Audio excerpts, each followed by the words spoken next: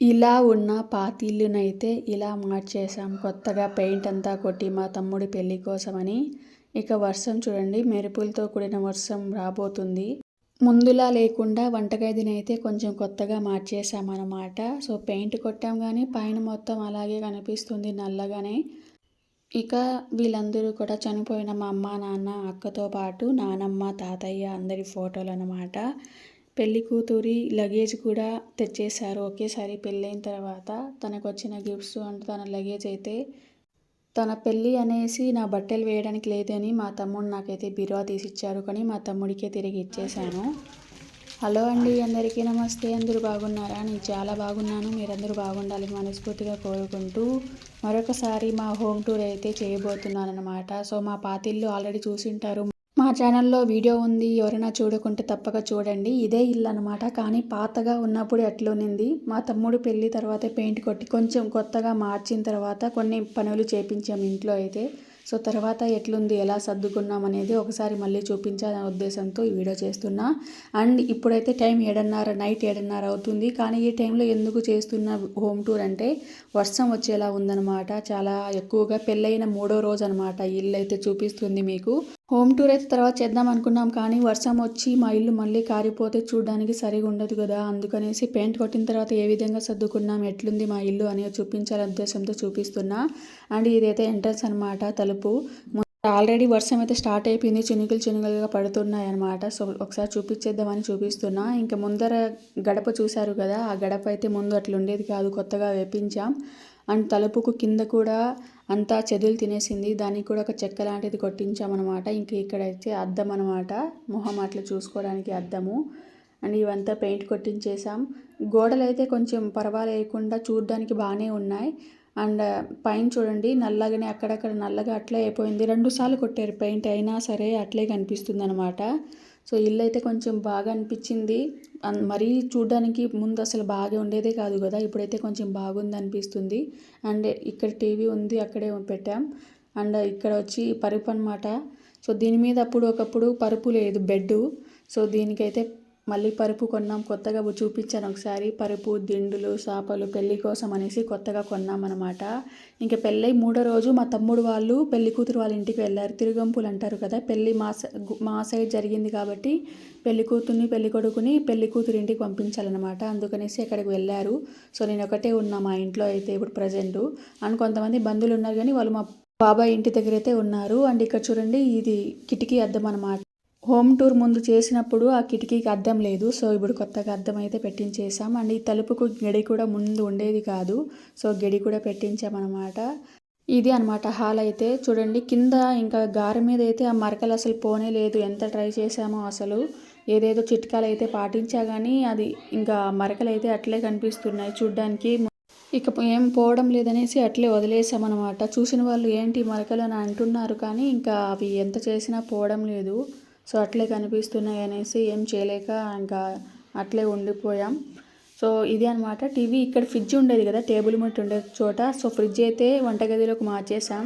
And ఈ night 7:30 కాబట్టి పెద్దగా ఇల్లు ఏం సర్దలేదు, అప్పుడే కొంచెం వంట అట్లా చేసినాం కాబట్టి. కానీ వర్షం వస్తుందని సడన్గా వీడియో తీశాను.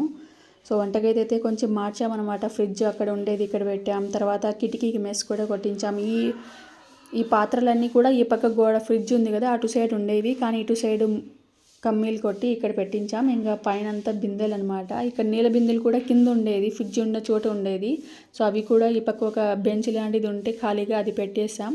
అండ్ గ్యాస్ కూడా అప్పుడు కింద కిరీట్ లాంటిది కింద పెట్టుకొని ఉన్న వాళ్ళం, కానీ ఇట్లా బండ పెట్టామన్నమాట ఈసారి అయితే. సో ఇదైతే చూడండి, అన్ని పోపులు వేసుకోవడానికి ఒకే చోట స్థలం లేనప్పుడు ఇట్లాంటిది చాలా బాగా ఉపయోగపడుతుంది.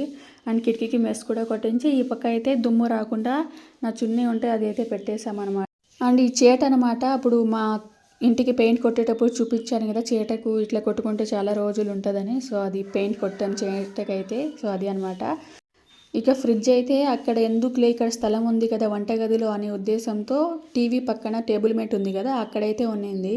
సో ఇక్కడ స్థలం ఉంది కదా, ఇక్కడే వంటగదిలో ఉంటే బాగుంటుంది కదా అనేసి ఈ ప్లగ్ బాక్స్ అయితే అటు సైడ్ ఉండేది, ఆవులు కడతామనేసి ఆ పక్క లైట్ ఉండాలని పెట్టేవాళ్ళం.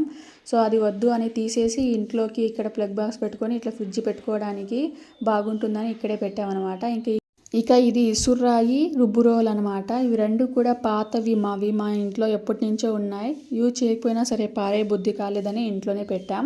సో ఇవి అనమాట పాత్రలు చాలా తక్కువే ఉంటాయి మా ఇంట్లో. ఇక పెళ్ళి కోసం అనేసి కొన్ని కొన్నాం చిన్న చిన్నగా. గ్లాసులు అట్లా ఉండేవి కాదు. సో అవి అయితే కొంచెం కొన్నామనమాట. ఫైనల్‌గా ఇది వంటగది.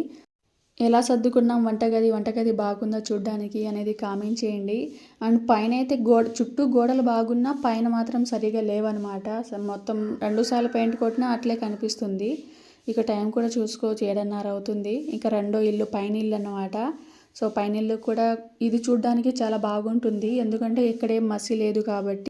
ఈ ఇల్లు అయితే చూడ్డానికి బాగే ఉంటుంది. గోడలు కానీ పైన కానీ మొత్తం ఎలాంటి కలర్ చేంజ్ లేకుండా బాగుందనమాట. చూడండి పైన ఏం లేకుండా ఎంత బాగుందో చూడ్డానికి.